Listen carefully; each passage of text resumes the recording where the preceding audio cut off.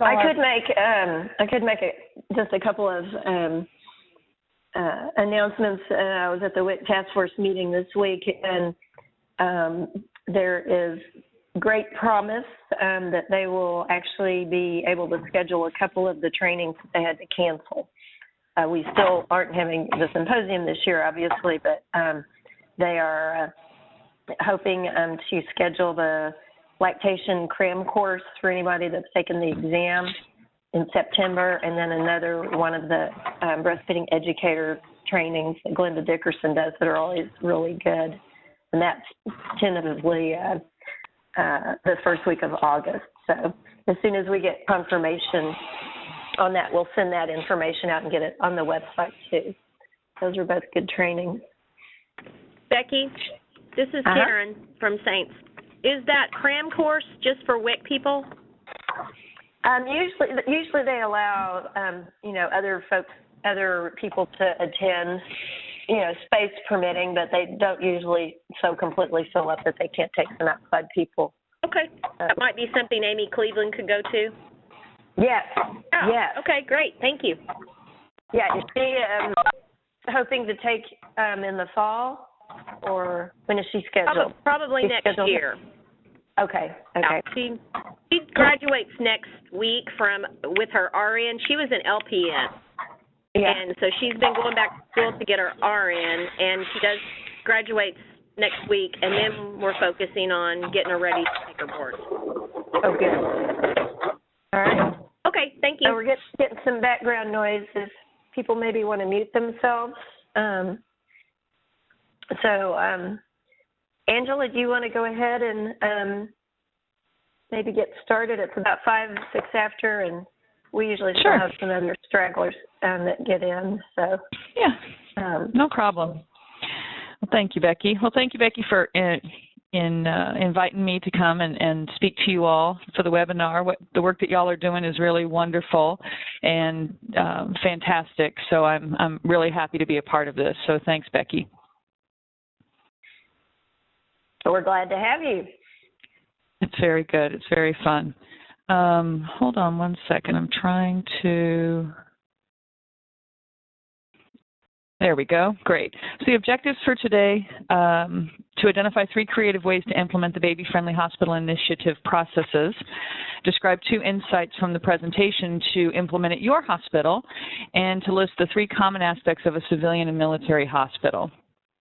So this is me. I'm Angela Love Zarenka. I am born and bred in Oklahoma, born in Oklahoma City. I heard that Karen was in on the call from St. Anthony's. I have a special place in my heart for St. Anthony's. I have been a community support, mother support counselor since 1990. I have been an IBCLC since 1997. I've been a hospital-based IBCLC since 2002. I also have, these days, a very thriving private practice. I am the faculty for the Virginia Maternity Care Quality Improvement Collaborative, which is similar to Baby Friendly, what y'all are doing here in Oklahoma. I'm on the faculty for that project in Virginia. I'm also a clinical instructor and mentor at our hospital. We have interns that come through who want to become board-certified lactation consultants. I also work with hospitals and municipalities to implement a variety of maternal-child health initiatives, such as I'm working with a Maryland urban hospital to implement the Maryland breastfeeding recommendations. So those are some of the things that I do. As far as disclosures are concerned, I am a consultant with lactation education resources, and I have assisted them with creating their baby-friendly education several years ago. I'll go into that more in detail in a future slide. And in my private practice, I do rent pumps from an organization which is known to be a WHO code violator. I do carry products which from companies who are WHO code compliant, but just wanted to make that disclosure. So Fort Belvoir Community Hospital, this is my hospital. It is located just south of Washington, D.C. in Alexandria, Virginia. And so we serve the Washington, D.C. metropolitan area. A majority of our patients come from further south from us, up to an hour or so south from our hospital. We have approximately 1,700 births per year. We recently opened, about a year and a half, 2 years ago, we opened a level 2 special care nursery. We have a very thriving midwifery practice, so I'm really proud of the work that our midwives do at our hospital, providing obstetric as well as well woman care. Our C-section rate is below the national average.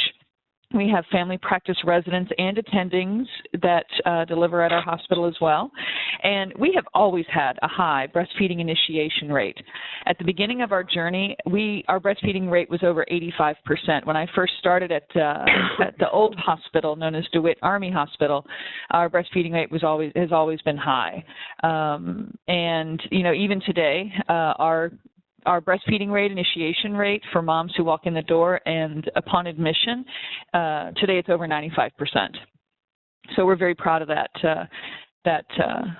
fact. Angela, can I ask a question on that? Please, please.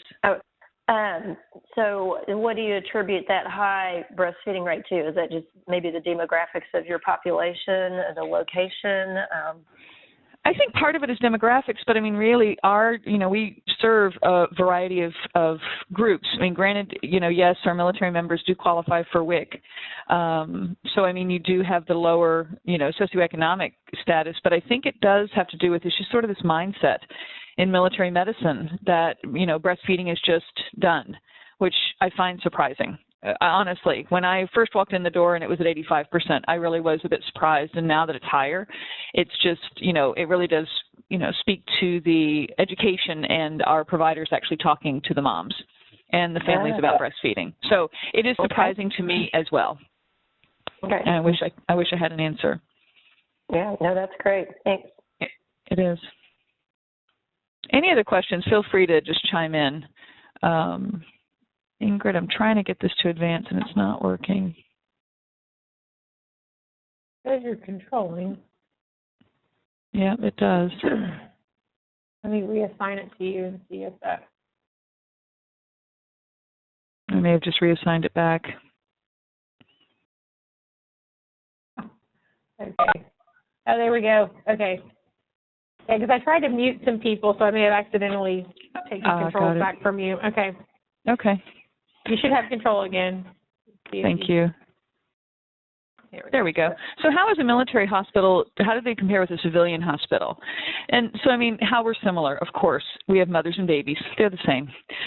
We have staffing challenges just like everyone else. So, when one of our mother-baby nurses has too many couplets. We do implement evidence-based practices through QI processes, just like in a civilian hospital. We do focus on customer service and patient satisfaction. Patient satisfaction survey was actually one of the measures that we were utilizing early on to see if patients were happy with some of the baby-friendly practices we were implementing. We are also accredited by Joint Commission, and we have those same hoops to jump through, just as you do, which is always fun. How we're different. Of course, you'll notice the lady on the right is an active duty member of our military services, and there she is out in the field in training, and she was fortunately local enough, and somebody brought her baby to her, which was great. But we only serve military personnel and their families. Actually, we also do get some diplomats that come through since we're in Washington, D.C. Many of the diplomats will deliver at our sister hospital, Walter Reed, which is up in Bethesda, but many times we will get, every now and again we'll get the diplomats who do come through our facility as well. Some things that also make us different is that we are not going to get drug-addicted women usually, especially with illegal medications. We rarely do see addictions. Every now and again we'll catch it, but it's not something which is very common. Also, if a family is not compliant with the recommendations given by her healthcare providers, there is a way to contact that either that soldier or that corpsman's upline to contact their commanding officer and bring their commanding officer, their boss, into the situation in order to get compliance. So it's not something that I'm really proud of, but that is something that that has been done from time to time. Me as a staff member, I am required to have a security clearance, and I have very interesting trainings that I'm required on an annual basis, such as terrorism training, what to do if I'm out traveling on official business and how I should act and things, which always makes me smile that a lactation consultant needs that education. Our staff and our patients are very transient. They move every 3 years, if not more often, which is frankly both good and bad. For example, we have our CEO, also known as our hospital director or hospital commander, has changed 3 times in the 4.5 years that it took for us to achieve baby-friendly designation. And every time one comes in, we have to bring them up to speed. So that is definitely something of a challenge. Of course, every now and again, we'll have a doctor or a provider or a nurse who's a bit resistant to baby-friendly. And again, that's one of those things where I just say, okay, 3 years, that's all I have to go. Our active duty women do go back to work. The current recommendation or the current guidance is at 12 weeks. But just until last year, our Army soldiers were having to go back at 6 weeks postpartum, which I know isn't horrible, but considering maternity care practices, 6 weeks is a pretty short period of time, especially when you consider that not only do these women have to go back at 6 weeks, but they have to be back in amongst our fighting forces. And they usually are able to deploy and deployable within a year. So that is something Angela, where we are different. So the 12 weeks, is that for all branches now? It is for all branches. So there was a short time last year where it was 16 weeks for the Navy personnel, Navy and Marine personnel, and they were really loving that. And then to have it change so that it's, DOD-wide, it really bummed out some of those Navy and Marine moms. But what's interesting is that if they became pregnant during that time, they're able to get their full 16 weeks. So they're kind of grandfathered in. But anyone who's pregnant after that started, unfortunately, is going to get the 12 weeks. Yeah. So the Army women are happy and the Navy women are bummed out. So. Okay. And then after they've had the baby, they can't deploy until the baby's a year old. Correct, until the baby's a year old. Yeah, sometimes they can get what's known as a profile. Sometimes they can get a special exemption, especially if they've had, complicated OB or medical history. Sometimes you can extend their leave, but it's rare to find those leaves extended. Many times the supervisors will just be brought on board to try to find a way to not have that person, have to do really strenuous activities. But our Army, some of our active duty members have to take a fit test at approximately 12 or 18 months after birth, where they have to be at a certain weight, they have to be able to run a certain distance, do pull-ups and sit-ups. So it's as I say, it's no joke. And for some of these women who are very, committed to their service to our country, you really have to respect it. They really do work hard to get back to where they need to be while continuing to meet the needs of their infants. So it really is inspiring. I can't tell you how many women drive in the Washington metropolitan area. Active duty women drive while pumping. I don't know if that's a phenomenon there in Oklahoma. Oh, gosh. I don't know. But some of our active duty members, they've got a long commute. They have to drive an hour in order to get to their duty station. And from what I understand from many of these women, they have a reliable pump, a car adapter, hands-free mechanism, and a cover. So they do what they need to do in order to provide milk for their baby. So as I said, quite inspiring. So that is unique. That is unique for sure for us. I know I have pumped and driven many times. This is Ingrid. Yeah. Yeah, I mean, that's where the there's only a will, thing nursing covers are good for, so that people in other cars can't see you. Can't see you, right. I mean, where there's a will, there's a way. And in this area where, we have historic traffic, I mean, I do know other women in my private practice where I'm encouraging them to do the same. If they're comfortable with it and if they're that adept. If they're good multitaskers, it works. If they're not good multitaskers, I don't even mention it. So, one of our physicians got pulled over by a policeman while pumping. He survived, and so did he. Yes, we actually had one of our active duty women who was going through the gate. So our ID is checked anytime we get onto the military post, and somebody was checking her ID, and she was chosen for a random car search. And she looked at him and said, Sir, can I have just another 5 minutes, please? I need to finish pumping. And he said, excuse me, ma'am. Can I have just another 5 minutes? He calls over his supervisor. She says the same thing. And he said, move along, ma'am. Thank you very much. So she got out of that vehicle search because she was pumping and they didn't want to deal with it. So our journey, yeah, I know. You have to have these things to chuckle with, that's for sure.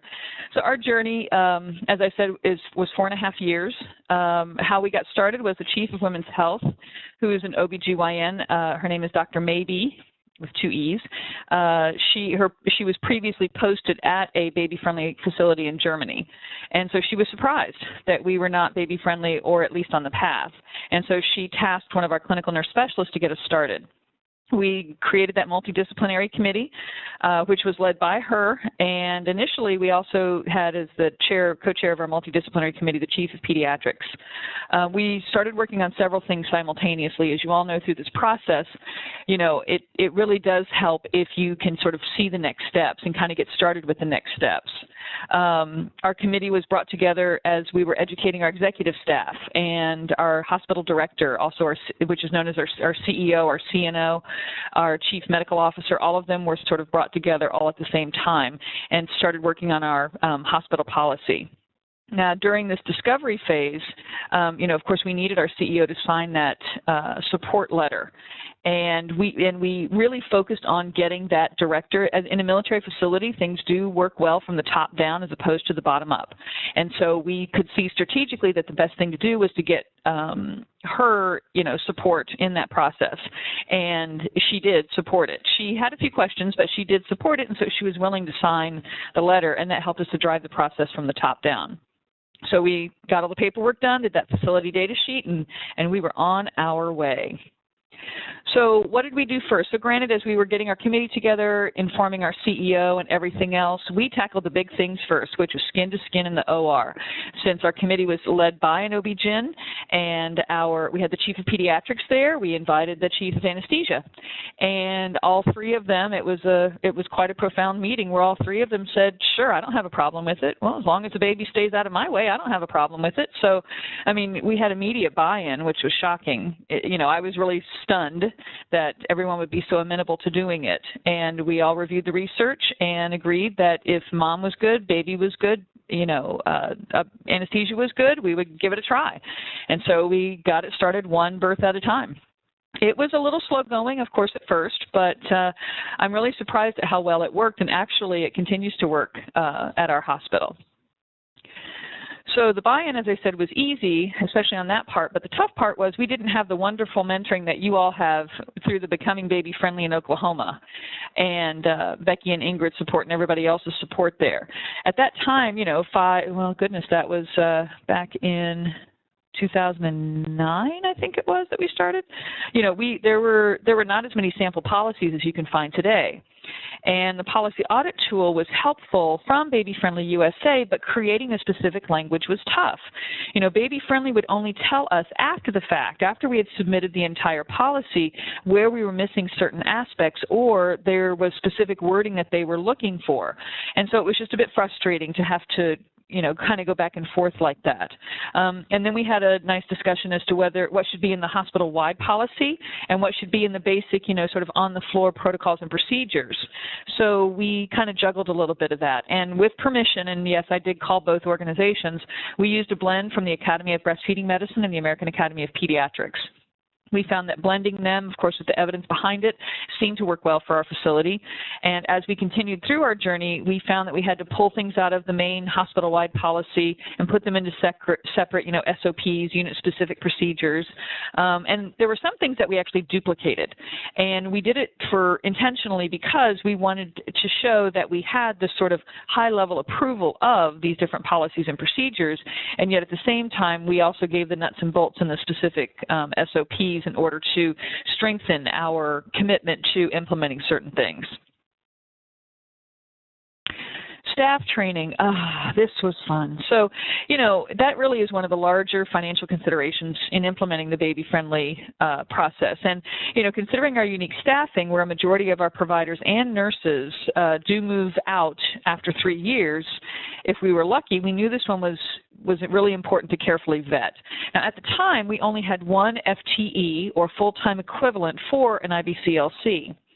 And the creation of a 20-hour course for our nurses and a 3-hour didactic program, that was a very daunting prospect. Add to that we needed, an IBCLC or someone to actually train these people, or somebody from our hospital education program on a regular basis to our new hires, and as well as to pay for the staff time it takes to take the class and the staff time to cover patient care. We did determine that in-person training was just too expensive. The online options at the time were also limited. There were only 3. One was based overseas, which had an additional setup fee. There was one that was in Virginia, and a state grant covered the cost for Virginia residents, but again, we're a military population, so some of our population technically has resident status in other states. And that program in Virginia was sort of a click-through program. You could just kind of click through it and get your credit, and you were done. And we really wanted to make sure that our staff received that, if it said 15 hours of didactic education, we wanted them to receive 15 hours of didactic education. And then there was a third one, but it was just quite simple. I reviewed it online, and it was just too simplistic. So we just sort of, said, well, what other options do we have?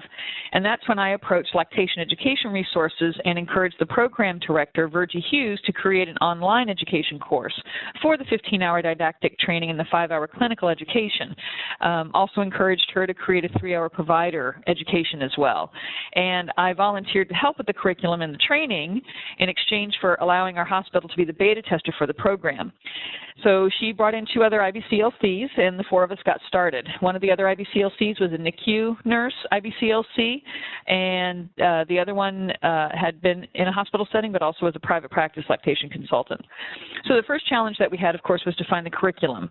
And we were all seasoned lactation consultants, and this was quite a task. We had minimal guidance as far as exactly what needed to be included in the curriculum, and really the nuts and bolts of it, but we were determined. And we were all educated in adult learning concepts, PowerPoint presentations. We're passionate, and we created what I think, in my opinion, humble opinion, was a really good product to help hospitals to meet their staff education requirements. In hindsight, in retrospect, this was a lot more than I originally anticipated. I did not know that creating, 1 hour of content to engage adult learners and to have it interesting and to include, links and websites and everything else would take hours and hours of time for every 1 hour that I wanted to create. So it really was quite a learning opportunity for me, and it was a lot of fun.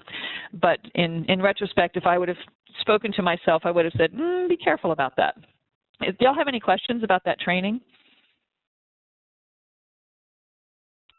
Oops, I'm trying to, whoops. Yep, I hear you. Oh, hey, Angela, sorry. Yeah, I'm trying to unmute and not hang up my phone. No, all I know is that I know we've had several of our Oklahoma hospitals that have used the LER training, and then some of our lactation trainees that have used her LC 90-hour course too. So I've heard good things about it. Yeah, I mean, they really do work to keep everything, relevant, to keep everything up to date. The baby-friendly training has an annual update. She's even created a course for, sort of like a 1-hour course for baby-friendly, for like, anybody who's working in a pediatric setting or in a women's health setting. So it's like she's tailor-made certain things, and, I sort of worked with her, with us going through the process. I took a look at what Baby Friendly requires, and then I actually dove into her course. So I created maybe about 5 hours of the LER, of the 15-hour plus 5 clinical, and I was able to take what LER had done and then match it up with the Baby Friendly stuff. So I did it for our hospital. It was a really good exercise in order to make sure that it was comprehensive and that we covered all the topics of Baby Friendly, but then we went above and beyond. For example, we have a module that's available to anybody who is in a military hospital, which is breastfeeding in combat boots, which I'll mention later, but it is a 1-hour course by Robin Roche-Paul, who writes the book and has the Facebook page, and the website. for breastfeeding in combat boots. And so she did a 1-hour presentation, so that's offered free to all military hospitals. And actually, I think the Navy has picked up that course and is going to be offering it to any military treatment facility or anybody who wants an extra hour of nursing CEs. So it's really good. It's really grown, which is nice to see.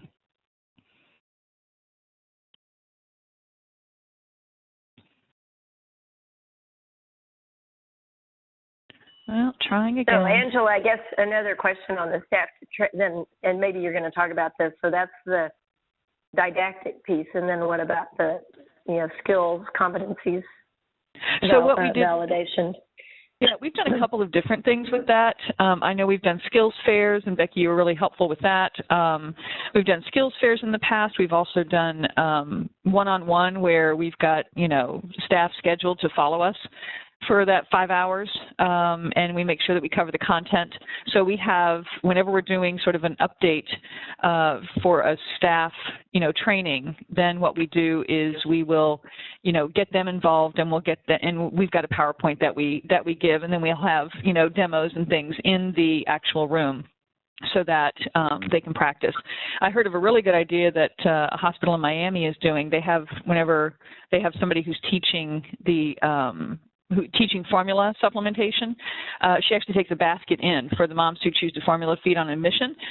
They actually have a basket of all the different things that they have to do, so they can actually show the moms exactly how to make the formula. They can't boil the water, of course, but they show them everything else. So that's something which is nice. Our outlying clinics. So Fort Belvoir Community Hospital has 4 clinics that feed into our hospital. And so women can get their prenatal care at these different clinics, as well as their postpartum care, pediatric care at these outlying clinics, but they feed and the moms deliver at our hospital. So that's similar to your civilian antepartum obstetric providers. In a military system, they're staffed by contractors, and to require them to take the 3-hour education is a very lengthy process to change their government contract. For our military and civilian providers, we can just require the training, but for the contractors, it's a different story. And we couldn't control their messages. So what we did was we held in-services to strongly encourage them to provide the information on how things are done at Fort Belvoir. For example, we received additional funding from our director and the opportunity to bring a nurse and or a breastfeeding champion to an 8-hour training that we did. We had representatives from each medical home in our hospital, such as family practice and pediatrics.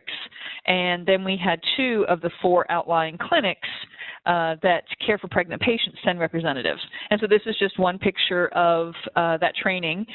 You can see all the military people there, all the providers and the nurses who were there. It was really a fun, good day of training. And that way we could sort of encourage them to, really to talk to their patients about breastfeeding, skin to skin, rooming in, just everything about what it means to deliver in a baby-friendly hospital. Another way that we could have parents hear our message directly was to have on-site free prenatal tours and classes to help to bring a cohesive message. And the curriculum for this was reviewed by our baby-friendly committee, and it's taught by our prenatal nurse educator. And I really do focus on the free piece. It is something which is important. They do have to sign up. They do have to register for the class, but it being free, it does help. And I know that several hospitals, with different, fiscal constraints may or may not be able to do that, but it is something that worked well for us. So we encouraged a local LHLE group to hold their meetings at our hospital in exchange for free meeting space, and we put their meeting notice in our prenatal clinics and in our discharge packets. And so there's a difference, in my opinion, between, and the evidence will prove it out as well, between a mother-to-mother support group and one that's facilitated by a lactation consultant. And the evidence demonstrates that the mother support empowers women and increases breastfeeding duration rates. And the LHLE leaders of Fort Belvoir created, in that picture there on the left, the leaders created a coin program. So in military settings, whenever you've served in a specific location or you've done a certain, duty, they have coins that they give you. And so many military members, if you ever go into their homes, you'll see that they have like these nice displays full of the coins of the places that they've been or the missions that they've worked on. And so the La Leche League leader, her husband was actually active duty. She created a coin for Fort Belvoir. And the picture on the left is actually our first coin ceremony where we had cake, and it was during World Breastfeeding Week, and we had our chief of maternal child health. We had a few of our officers who actually gave to them, presented to them their coin if they met 6 months of breast milk feeding. Remember, these women had to go back to work at 6 weeks, so we focused on the breast milk feeding and attending the La Leche League group. So that was something which is really nice. And I mean, the moms are really so proud of their coins. They'll say, my baby's almost 6 months old, and is there any way I can participate in the ceremony? I mean, it's really been a wonderful rallying point. I think at that group, we probably presented coins to about 30 women. The next year, it was 60. So it's something that moms really do like to come, and they get their coin for breastfeeding for 6 months. And on the right is a picture of Robin Roche-Paul. She was our keynote speaker that year, and it was really nice to see those posters put up in our hospital to honor our breastfeeding military moms during World Breastfeeding Week. And the surprising thing was that didn't come from anybody on the committee. It actually came from our public affairs people. So when I saw the poster when I walked into the hospital one day, I was quite surprised.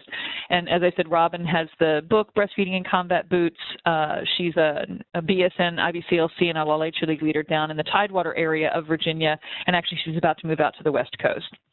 And her book and her website is frankly relevant for not only our military members, but our first responders, as well as anybody who has to go back to work quickly. She has some really clever ideas on how to make breastfeeding work. Oh, by the way, a hospital move. Yes, that was a nice little curveball that we knew was going to happen, but the picture on the left is our old hospital, DeWitt Army Hospital, which was in service for over 60 years. When we did a renovation about 10 years prior to moving out from this, we tried to renovate our mother-baby unit to include bathrooms in each room, and we're told we couldn't do it because of the plumbing. That's how old that building was.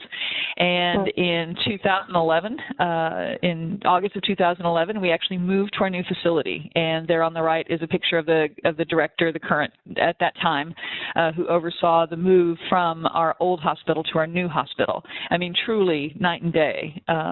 The new hospital is a $2 billion facility that will serve as the model for military hospitals for the next 30 years. Of course, with a hospital move, we had a change in personnel again, and really a high level of scrutiny in order to make this all work. The new hospital to have baby-friendly implemented in our new facility, so completely new physical plant that we had to adapt to, as well as different staffing and requirements for that.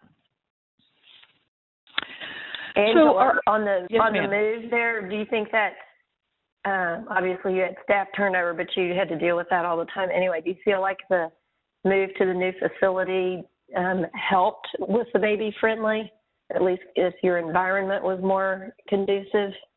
I do, and the reason why is we made sure that we had all the otoscopes and all the assessment materials in each one of the patient rooms in postpartum, as well as on the labor and delivery side. So that was something which was nice. We were able to, because it was a new hospital, we were able to push for that quickly because the person who was our clinical nurse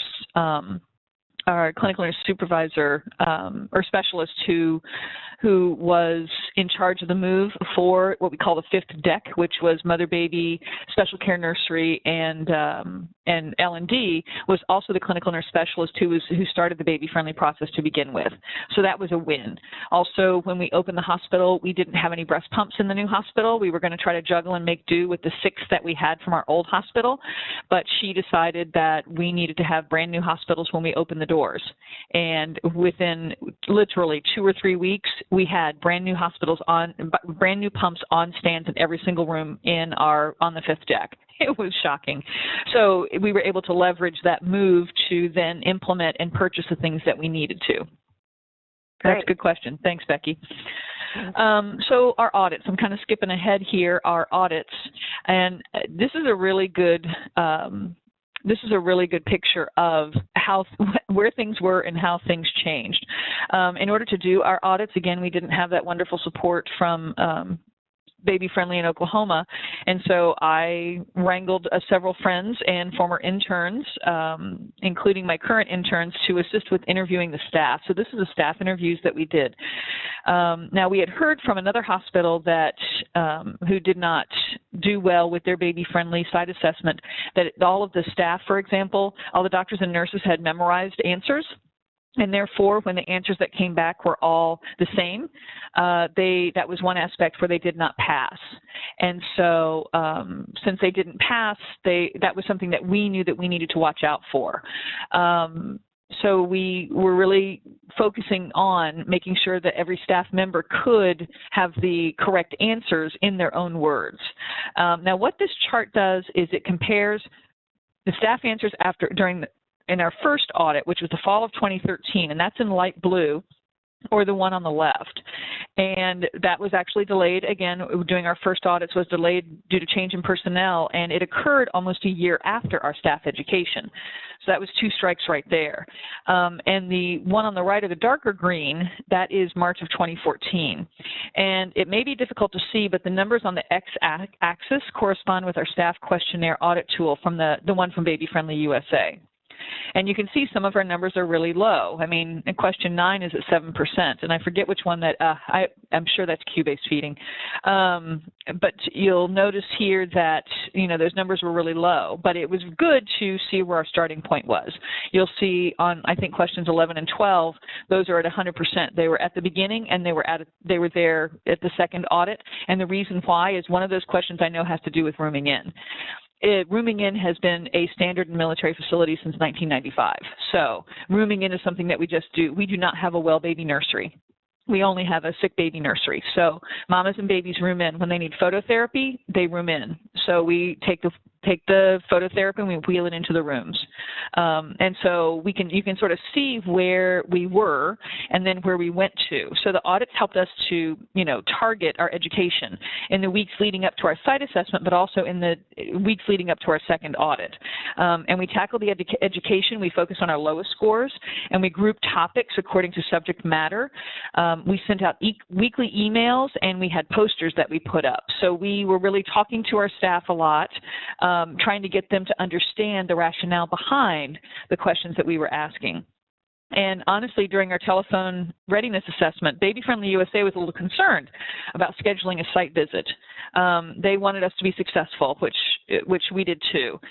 But we reassured them we were able to commit with pushing through to hit that 80% number on all the measures by the time they walked in the door. Any questions about the audits?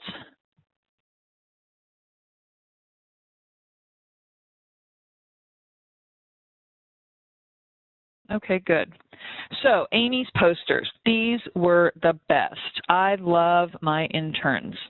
They have taught me so much, for sure, and especially my smart, artistic, they're very passionate people, and they see the big picture. So Amy Black was one of my interns during this baby-friendly process, and she created these posters. So as you may know, if you've done some of the audits, you only receive a point if the respondent gives the right answer. And we scored our initial audit that on the previous slide, we scored it very tightly, which is why another reason for some of those low scores. And you'll notice, for example, that several questions have several components that have to be hit. Otherwise, you don't get the point. For example, hand expression. I think there are 3 or 4 that Baby Friendly requires. And so our staff, at first they would answer the question well, and I would be fine with it, but if it didn't mention key points, they wouldn't get that point. So when we created this targeted education, Amy volunteered to make these posters, and they served as an informative and eye-catching way of getting the information across.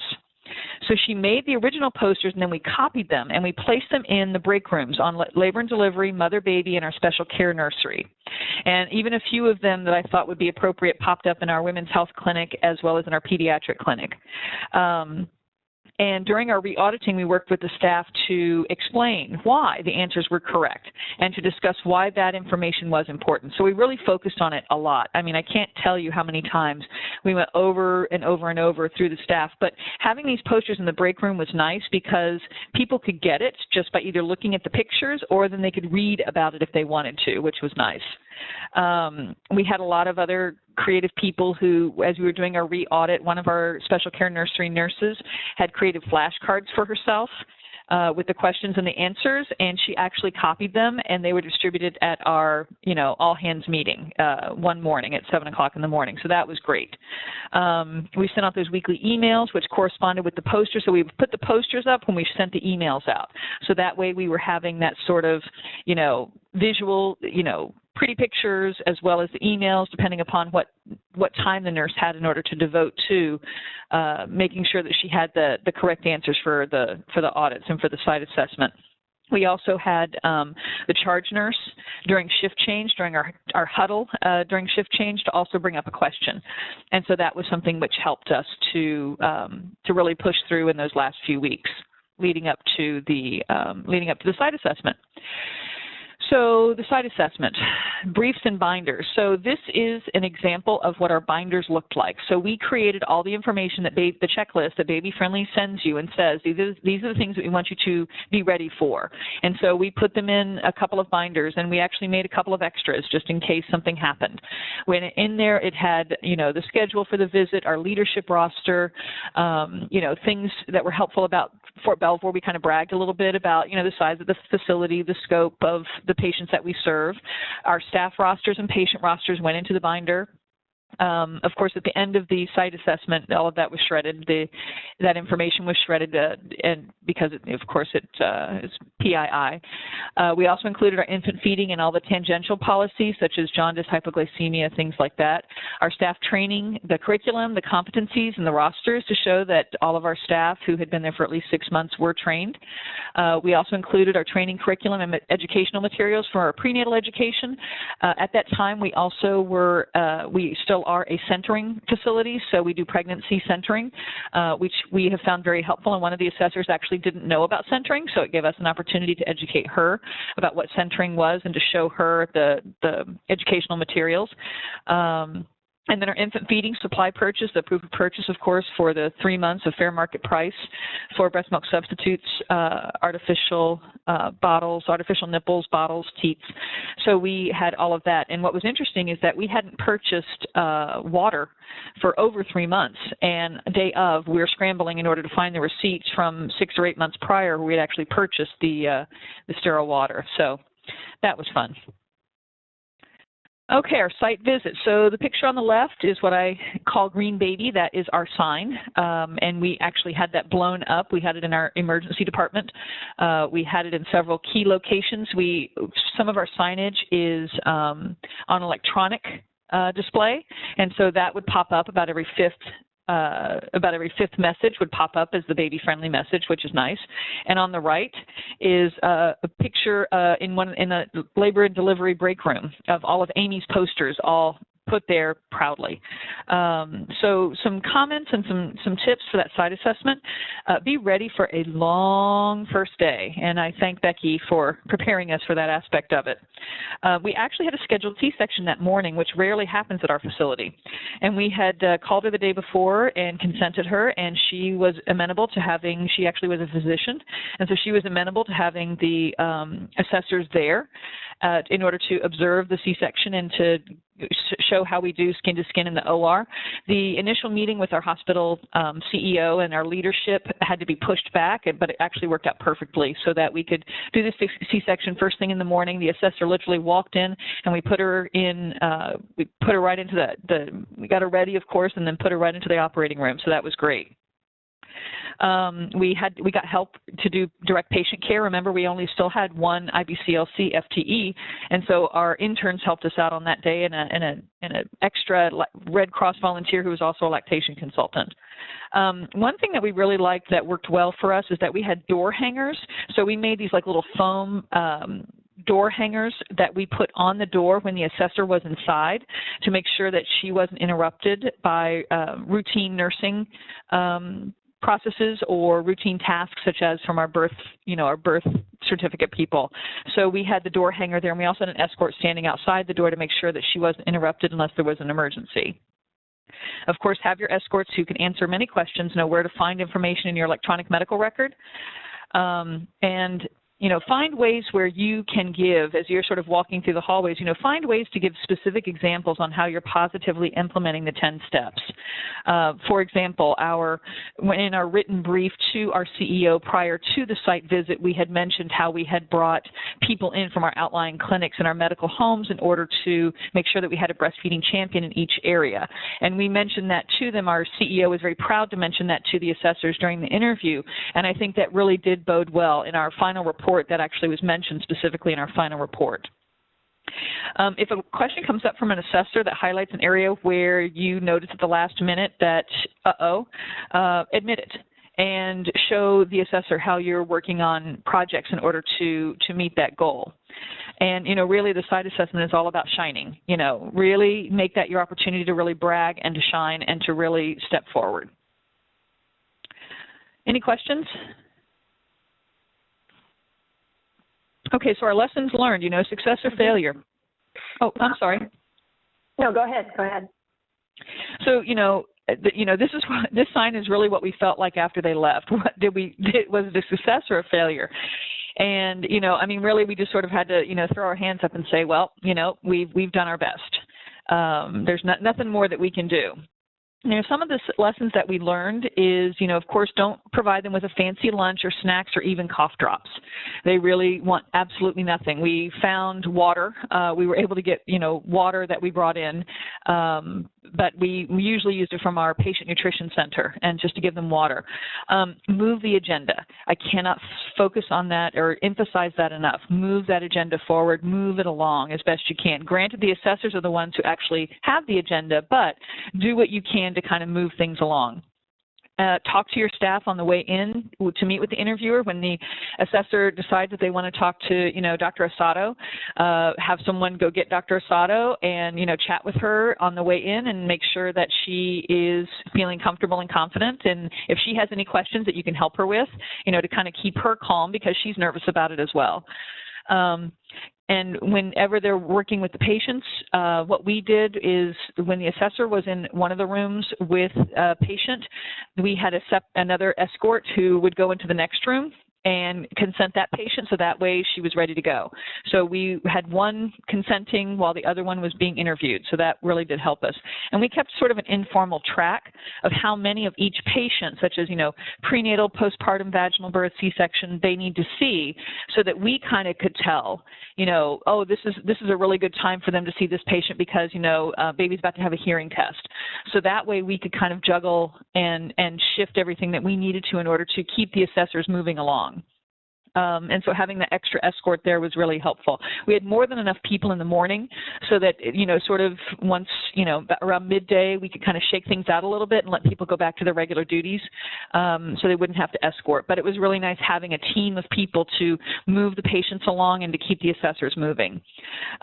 Meet early the morning of day 2, if you have a day 2, to sort of plan out the day. Again, the assessors are going to tell you what they're going to do and who they need to see, but at least you can be ready for, anything that may happen to come up. Always be ready. So what we did right, we did pass. We were successful and we passed the first time, which I understand from others that's quite an accomplishment. So I was very proud about that. But what we did right is we had a multidisciplinary committee, which was not officially led by our lactation professionals. And I do feel that that's something which is important. In our world as a joint facility, which serves all the military, we had an Army doctor who started the process, Dr. Mabey. She's Lieutenant Colonel. She's on the right in that picture, and a Navy nurse, the head of our who happened to be the head of our maternal child health program. She came in when we moved to the new hospital, and it also turned out that she was an IBCLC and a Navy captain, IBCLC. I mean, it just couldn't have worked out any better. So again, that moving in every 3 years, we definitely had an advantage there. And you'll notice on their badges they have stars. No, that is not an official designation. That's just something I needed to do to cover up their badge. But I do think both of these women are superstars. We had continuous high-level involvement, always from the CEO down, all the way through. Dr. Mabey became part of the quality committee, and she became the medical director of quality, and so she was briefing our CEOs all the time, so that when we had like a certain number of our CEOs or our high-level executives who left, and the new ones would come in, we would have like 3/4 of them or 2/3 who were still there and who knew what baby friendly was and why it was important. Another thing that we did that really did help was we paid for all of the steps to Baby Friendly USA in advance. I really do think that helped us as far as the transition stuff was concerned. We didn't have to bring the new finance person up to speed as far as why the heck are we doing this initiative. We paid for it all in advance when we got that initial yes. So that really did help us so that we could move into the next phase without having to wait for payment. That was great. Another thing that we did right is every single hospital employee got a 10-minute brief on what baby friendly was and why it was important to our hospital.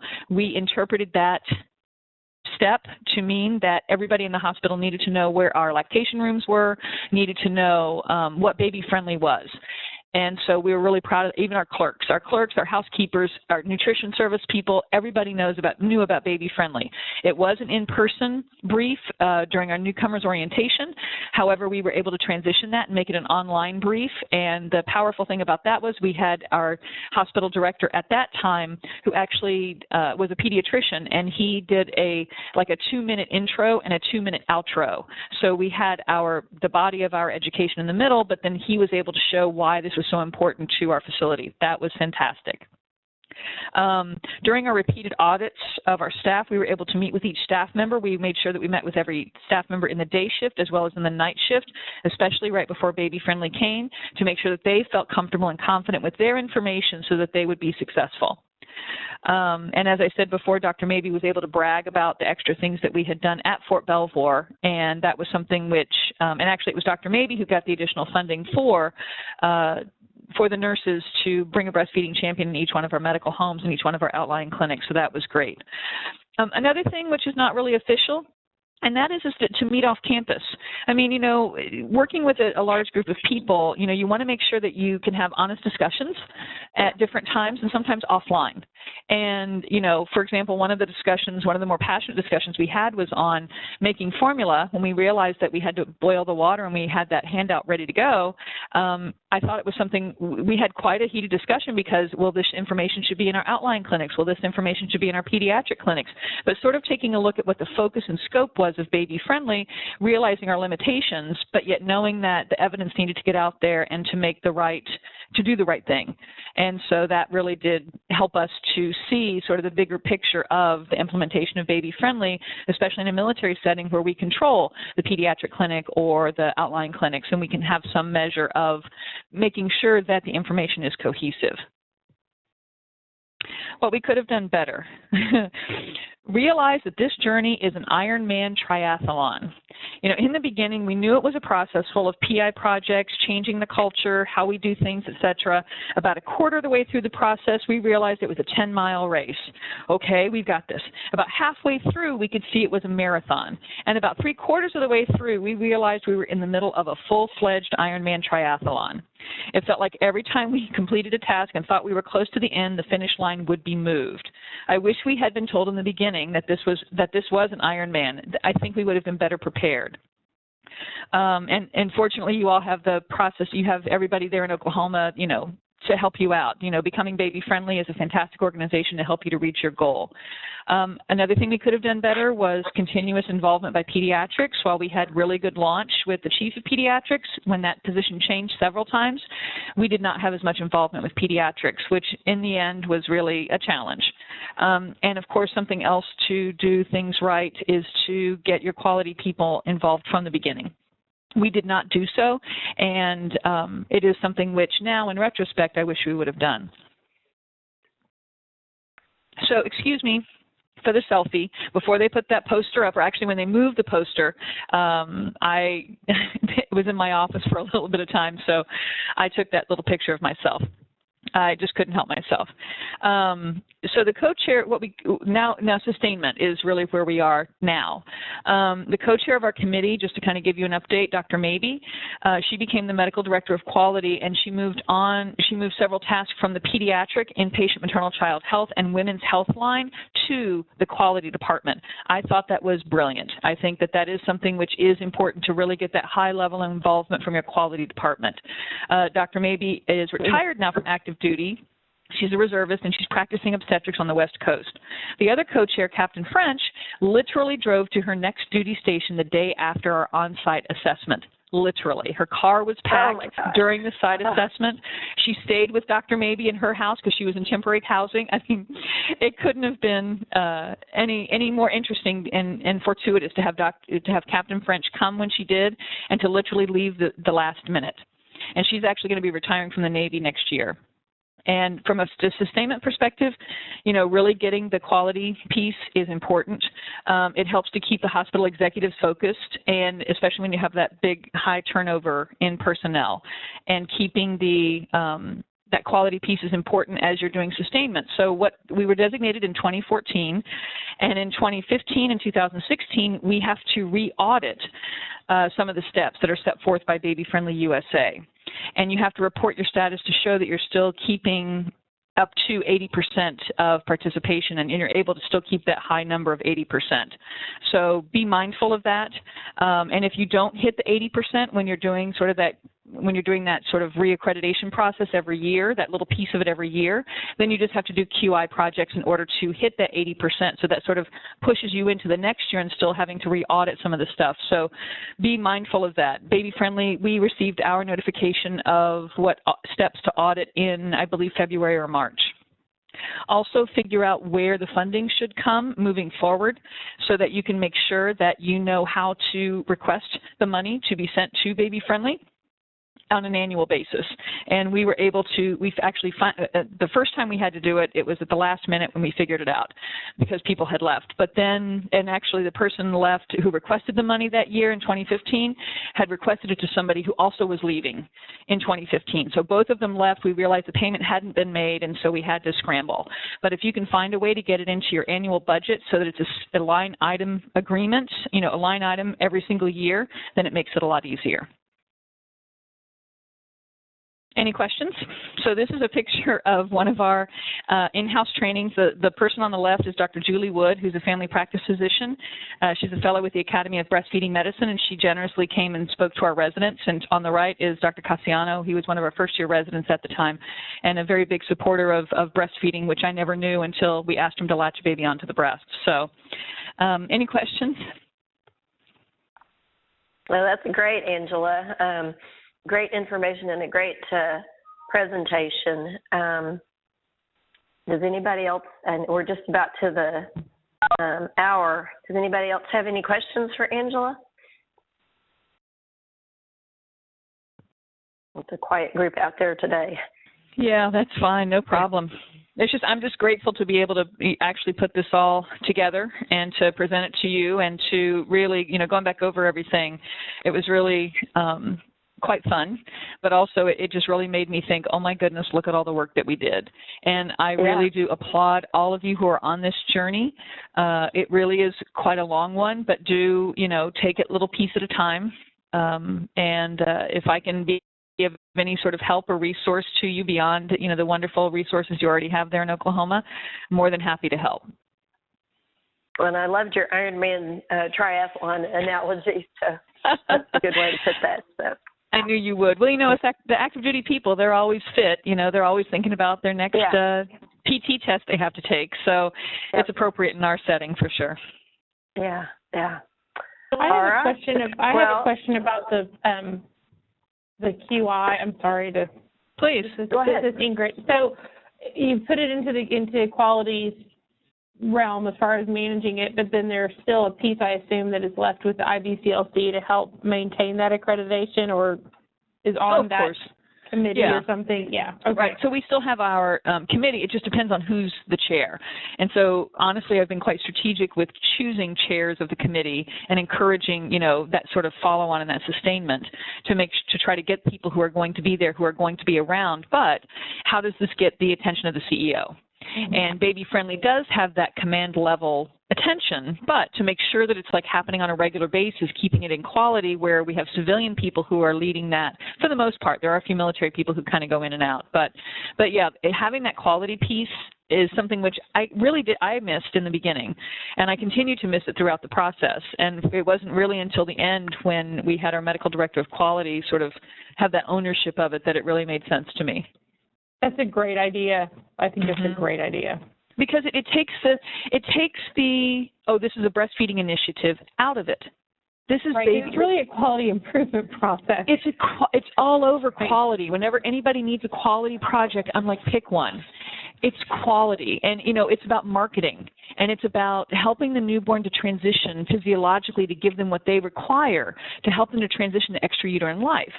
And so when you put it that way, and then also when you mention how it's a marketing piece, it really is a marketing piece. If all the other hospitals in your city are going baby friendly, why aren't you? Right. And it's evidence-based. It's not.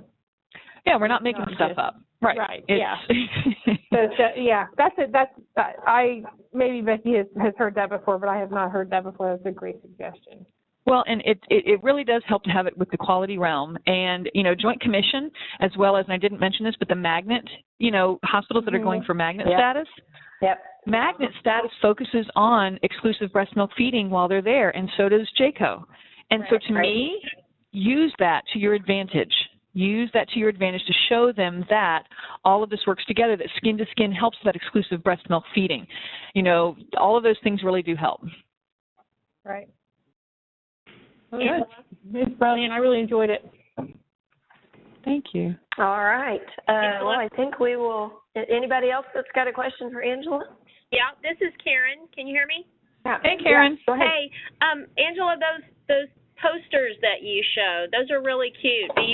Could you share any of the others? We really like that idea, putting those posters up in our break room. So it's funny because I had to take pictures. As you can see, I took pictures of these posters, and they are with Amy. And so I said to her, I said, you need to laminate these, and you need to sell these because these are fantastic. They're all freehand. They're not digital, except the pictures that I took. So no, I am encouraging Amy Black to do that sort of thing because I think these are a fantastic resource. I mean, even just the funny little things that you see there. Exactly. I mean, it's not boring, something for the nurses to read. It's things and it just a fun little reminder of the reasons why. So those are great. Thanks for showing us that.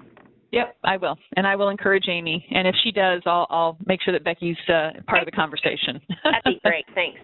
Yeah, if she's willing to share them, even just pictures of them to give people ideas of creating their own, we could put those on our baby friendly website. Oh, that's a good idea. Yeah. So people can kind of not reinvent the wheel, but Amen. Make their own, have the idea. So, all right. Anybody else? I know we're a little after the time there, so I'm not hearing anybody else chime in. So we will let Angela go. Thanks for joining us from the East Coast.